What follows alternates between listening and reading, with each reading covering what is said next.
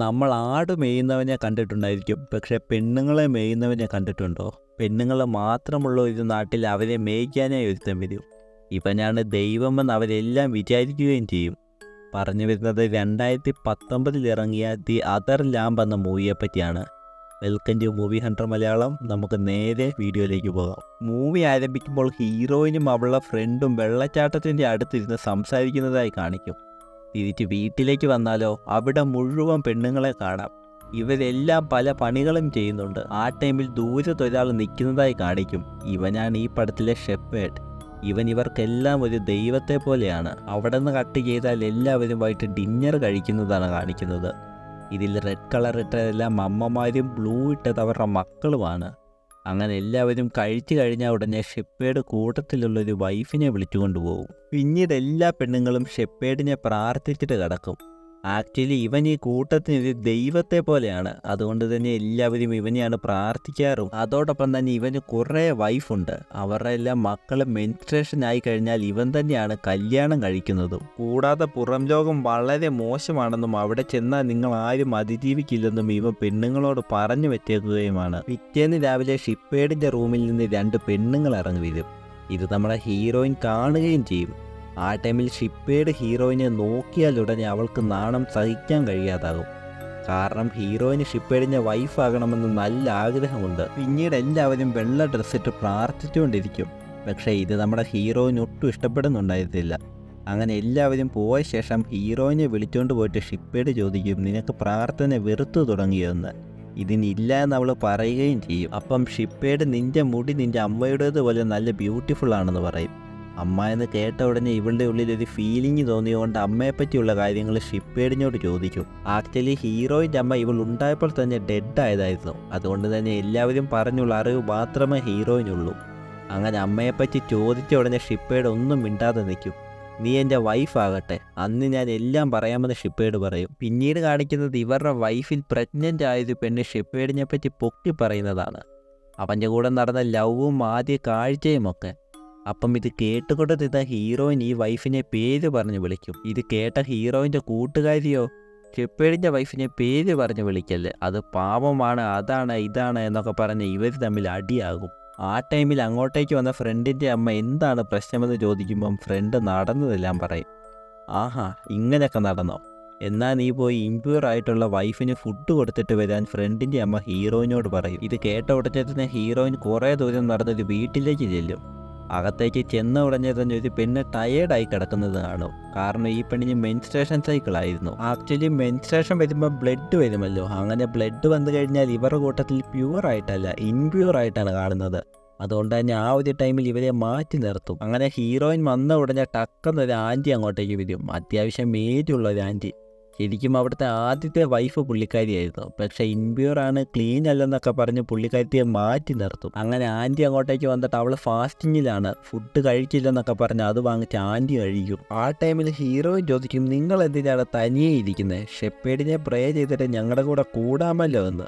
അതൊന്നും ഒരിക്കലും നടക്കില്ല, നിനക്കും ഇതുപോലെ ഒരു അവസ്ഥ വരുമെന്ന് ആൻറ്റി പറയും.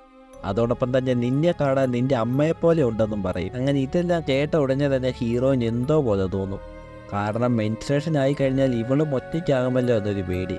അങ്ങനെ ഇതിനെപ്പറ്റി തന്നെ ഇവൾ കുറേ ചിന്തിച്ചിട്ട് ഇവൾ വൈഫിൻ്റെ അടുത്ത് പോയി ചോദിക്കും. പുള്ളിക്കാരി പറയുമേ, ഇതൊന്നും കുഴപ്പമില്ല, ഇതൊക്കെ നാച്ചുറലായിട്ട് നടക്കുന്ന പ്രോസസ്സാണെന്ന്. പക്ഷേ നമ്മുടെ ഹീറോയിന് സെക്സ്, കുട്ടികളെന്നൊക്കെ പറയുന്നത് നല്ല പേടിയായിരുന്നു. അങ്ങനെ ഒരു ദിവസം ഇവിടെ ഒരു മലയുടെ മണ്ടയിൽ പോയി എന്തോ ആലോചിച്ചുകൊണ്ടിരിക്കുമ്പോഴാണ് ഒരു ആട് പ്രസവിച്ച് ചത്തുപോകുന്നത് ഇവൾ കാണുന്നത്. ഇത് കണ്ട ഉടനെ തന്നെ ഇവൾക്ക് എന്തോ പോലെ തോന്നും. ആ ടൈമിൽ തന്നെ ഇവൾ അറിയാതെ ഒരു കാര്യം നടക്കും. ഇവളുടെ ആദ്യം മെൻസ്ട്രേഷൻ നടക്കും. ഇത് കണ്ട ഇവളോ ആ മലയുടെ മുകളിൽ നിന്ന് ഒറ്റയ്ക്ക് കയറും. പിന്നീട് ഇതറിഞ്ഞ ഷെപ്പേർഡ് ഇവളെ ബ്ലെസ് ചെയ്യുകയും ചെയ്യും. അങ്ങനെ ഒരിക്കലും ഇവൾ കിടന്നുറങ്ങുമ്പോൾ എന്തോ ഒരു സൗണ്ട് കേൾക്കും. എന്താണെന്നറിയാൻ ചെല്ലുമ്പോഴോ ഒരു പോലീസും ഷെപ്പേർഡും മിണ്ടിക്കൊണ്ടിരിക്കുന്നു. ഇതെന്താ സംഭവം? ഈ ലോകത്ത് ഒറ്റയാണല്ലേ ഉള്ളൂ, പിന്നെ ഇതെങ്ങനെ സംഭവിച്ചെന്ന് ഹീറോയിൻ ആലോചിച്ചുകൊണ്ടിരിക്കും. ആ ടൈമിൽ പോലീസ് പറയും, നിന്നെ ഇനി ഈ കാട്ടിൽ ഒരിക്കലും കണ്ടുപോകല്ലേ, എങ്ങാനും കണ്ടു കഴിഞ്ഞാൽ നിന്റെ മേലെ ആക്ഷൻ എടുക്കുമെന്ന് ഷെപ്പേർഡിനോട് പറഞ്ഞിട്ട് അവിടെ നിന്ന് പോകും. പിറ്റേ ദിവസം ഷെപ്പേർഡ് വൈഫിൻ്റെ അടുത്തും കുട്ടികളുടെ അടുത്തും പറയും, ഈ സ്ഥലം ഇനി സേഫ് അല്ല, അതുമാത്രമല്ല ഇത് ദൈവത്തിന് പറ്റിയ ഇടമല്ല. അതുകൊണ്ട് തന്നെ ഇനി ഇവിടെ താമസിച്ചു കഴിഞ്ഞാൽ പുറത്തു നിന്നുള്ള ആൾക്കാർ നമ്മളെ വന്ന് ആക്രമിക്കുമെന്ന് പറഞ്ഞിട്ട് അവൻ അവിടെ തല കറങ്ങി വീഴും. ഇത് കണ്ട ഉടനെ തന്നെ എല്ലാ പെണ്ണുങ്ങളും പേടിച്ചിട്ട് അവനെ തൂക്കും. അതോടൊപ്പം തന്നെ ഹാപ്പി ആയിട്ട് തൂക്കും. കാരണം ഷെപ്പേഡ് പറഞ്ഞത് കറക്റ്റ് ആയിരുന്നു.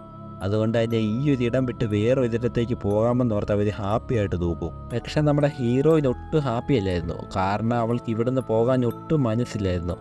ആ ടൈമിൽ അങ്ങോട്ടേക്ക് വന്ന ഷെപ്പേഡ് ഇവൾക്ക് ധൈര്യം കൊടുക്കും. ഈ ഇടം പോയാൽ പോട്ടെ, ഇതിനേക്കാളും നല്ലൊരു ഇടം കിട്ടുമെന്ന് അവളോട് പറയും. അങ്ങനെ അവർ യാത്ര തുടങ്ങും. നടന്ന് കുറേ ദൂരം പോകും. അങ്ങനെ അവർ രാത്രിയിൽ ഒരിടത്ത് തങ്ങുകയും ചെയ്യും. ആ ടൈമിലാണ് നമ്മുടെ ആൻറ്റി ഉണ്ടല്ലോ, ഇൻക്വയറാന്ന് പറഞ്ഞ ആൻറ്റി, ആ ആൻറ്റി തനിയെ ഇരിക്കുന്നത് ഹീറോയിൻ കാണുന്നത്. അങ്ങനെ കുറേ നാളുകൾക്ക് ശേഷം അവരൊരു വീട് കണ്ടുപിടിക്കും. ഹീറോയിൻ ഷെപ്പേഡിൻ്റെ അടുത്ത് ചോദിക്കും, ഇനിയിപ്പം നമുക്ക് ഇവിടെ താമസിക്കാമല്ലോ എന്ന്. ഷെപ്പേഡ് പറയും, അത് വേണ്ട, ഇതിന് ഓൾറെഡി നല്ല പഴക്കമുണ്ട്. അതുമാത്രമല്ല, ഇത് എപ്പോൾ വേണേലും ഇടിയാമെന്നുള്ള കണ്ടീഷനിലാണ് നിൽക്കുന്നത്. അതുകൊണ്ട് നമുക്ക് ഇവിടം വേണ്ട എന്ന് പറഞ്ഞാൽ അവർ വേറൊരിടത്ത് ടെൻ്റ് അടിച്ച് താമസിക്കും. അവിടെ നിന്ന് കട്ട് ചെയ്താൽ കുറേ മാസങ്ങൾക്ക് ശേഷം നമ്മുടെ ഹീറോയിന് മെൻസ്ട്രേഷൻ വരും. ഇത് കണ്ട് ഇവളുടെ കൂട്ടുകാരികളെല്ലാം ഇവൾ ഇൻപ്യൂർ ആണ്, ഇവളുടെ കൂടെ ഇരുന്നെന്ന് പറഞ്ഞിട്ട് ഇവളെ മാത്രം തനിയെ വിടും. ആ ഒരു ടൈമിൽ ഇവൾക്ക് ആൻറ്റിയുമായിട്ട് കൂടാനുള്ളൊരു ചാൻസും കിട്ടും. അപ്പോൾ ഹീറോയിൻ ആൻറ്റിയുടെ അടുത്ത് ചോദിക്കും, നിങ്ങൾക്കിത് എന്ത് പറ്റി, എന്തിനാണ് പണിഷ് ചെയ്ത് ഈ മുടിയൊക്കെ മുറിച്ച് കളഞ്ഞത്? ഇതിന് ആൻറ്റി അവളോട് ചോദിക്കും, എന്നെ കണ്ടാൽ ഇൻപ്യൂർ ആയിട്ട് തോന്നിക്കുന്നുണ്ടോ എന്ന്. ഇതിനില്ലെന്ന് ഹീറോയിൻ മറുപടി പറയുകയും ചെയ്യും. ആ ടൈമിൽ ആൻറ്റി പറയും, നിന്നെ കാണാൻ നിൻ്റെ അമ്മയെപ്പോലുണ്ടെന്ന് പറഞ്ഞ് കുറേ കാര്യങ്ങൾ പറയും. ഇത് കേട്ട നമ്മുടെ ഹീറോയിൻ എന്തോ പോലെ തോന്നിയിട്ട് അമ്മയെപ്പറ്റി അവൾ ചോദിക്കും, എൻ്റെ അമ്മ നിങ്ങൾ കണ്ടിട്ടുണ്ടോ, കണ്ടാൽ എങ്ങനെ ഇരിക്കുമെന്നൊക്കെ. ആൻറ്റി പറയും, ഈ കൂട്ടത്തിൽ ഏറ്റവും സുന്ദരി നിൻ്റെ അമ്മയായിരുന്നു, കണ്ടു കഴിഞ്ഞാൽ എനിക്ക് പോലും കുശുമ്പ് തോന്നുമെന്നുള്ള രീതിയിലൊക്കെ പറയും.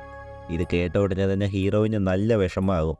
എന്ത് ചെയ്യാനാ, ഞാൻ ജനിച്ച ഉടനെ തന്നെ മരിച്ചല്ലോ എന്ന് ഹീറോയിൻ പറയും. എന്ത് ജനിച്ചപ്പോഴോ? ഇതൊക്കെ ആയതാ നിൻ്റെ അടുത്ത് പറഞ്ഞേ?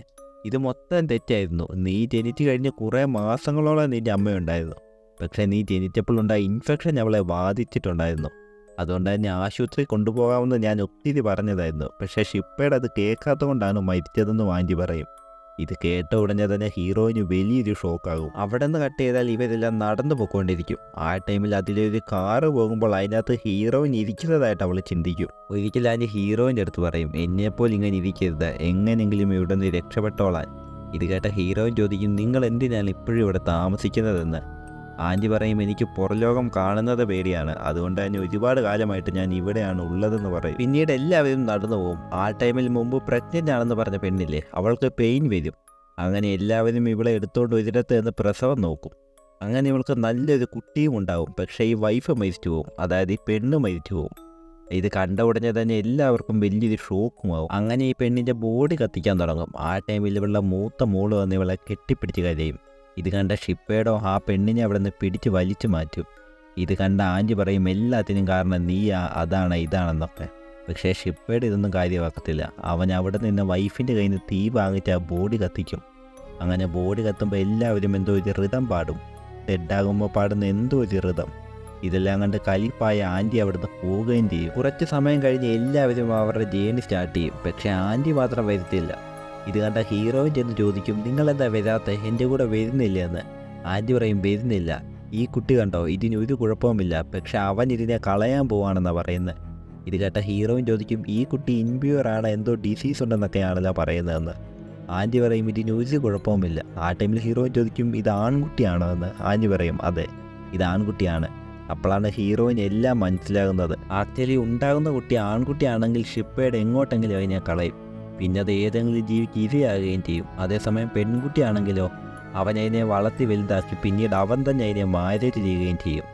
അങ്ങനെ ഈ ടൈമിലാണ് ഹീറോയിൻ്റെ എല്ലാം മനസ്സിലാക്കുന്നത്. അങ്ങനെ ആൻറ്റിയും അവിടെ നിന്ന് പോകും. കുറച്ച് നാളുകൾ കഴിഞ്ഞ് ഇവർ നടന്ന് ടയേർഡാകും. ഇതിൽ കൂടുതൽ എങ്ങനെ നടക്കുന്നതെന്ന് വിചാരിച്ച് അവരവിടെ ഇരിക്കും. ആ ടൈമിൽ കൂടുള്ളൊരു പെണ്ണ് പറയും, എനിക്കവിടെ എന്തോ കാണാൻ കഴിയുന്നുണ്ടെന്ന്.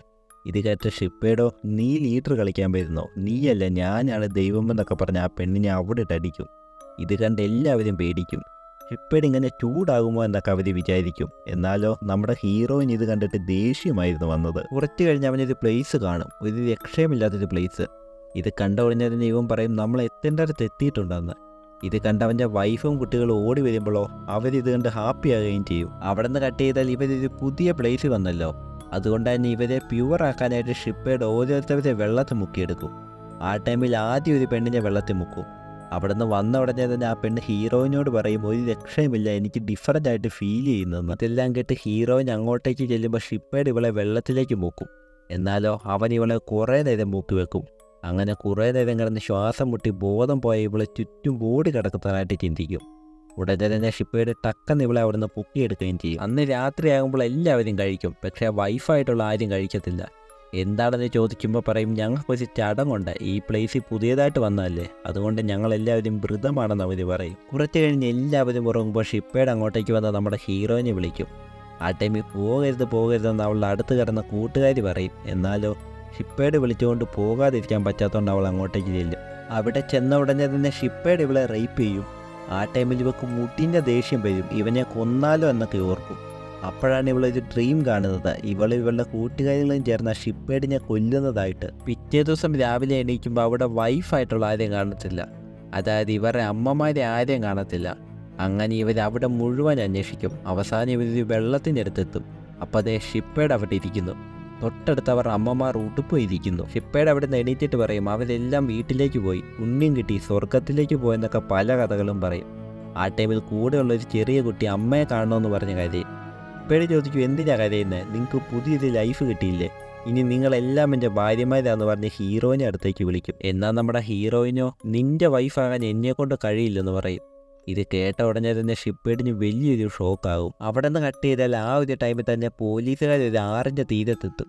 നോക്കുമ്പോഴോ അവിടെ ഫുൾ ആ ഭാര്യമാരുടെ ഡെഡ് ബോഡി, അതായത് അവർ അമ്മമാരുടെ ഡെഡ് ബോഡി. ഇത് കണ്ടിട്ട് ഇവർക്കൊന്നും മനസ്സിലാകത്തില്ല. എന്തെങ്കിലും കിട്ടുമോ എന്നറിയാൻ ഇത് കാട്ടിലേക്ക് ചെല്ലും. നോക്കുമ്പോഴോ നമ്മുടെ ഷിപ്പേഡിനെ അടിച്ച് തലയിൽ ഒരു ആടിൻ്റെ കൊമ്പും വെച്ചിട്ട് കെട്ടിയിട്ടേക്കും, അതായത് അവനെ കൊന്നിട്ടേക്കും. ഇത് കണ്ടിട്ട് ശരിക്കും പറഞ്ഞാൽ പോലീസുകാർ വരെ പേടിച്ചു പോകും. ആക്ച്വലി എന്താണ് നടന്നതെന്ന് വെച്ചാൽ ഹീറോയിൻ ആ ഡ്രീമിൽ കണ്ടതുപോലെ തന്നെ ഇവരെല്ലാം അമ്മമാർ ഡെഡ് എന്നറിഞ്ഞത് കൊണ്ട് ഇവർ കൂട്ടത്തോടെ ചേർന്ന് ആ ഷിപ്പേഡിനെ കൊല്ലും. എന്നിട്ട് അവനെ ആ കാട്ടി കെട്ടി തൂക്കുകയും ചെയ്യും. പിന്നീട് എല്ലാവരും ഒരു വെള്ളച്ചാട്ടത്തിൻ്റെ അവിടെ നിൽക്കുന്ന കാണിക്കും. നമ്മുടെ ഹീറോയിനോ ഫ്രണ്ടിൽ ഒരു ആടിനെ പിടിച്ചുകൊണ്ട് നിൽക്കും. ശരിക്കും പറഞ്ഞാൽ ഇപ്പോൾ എല്ലാവരുടെയും ലീഡർ നമ്മുടെ ഹീറോയിനാണ്. അങ്ങനെ ഇവിടം കൊണ്ട് ഈ മൂവിയും തീരും.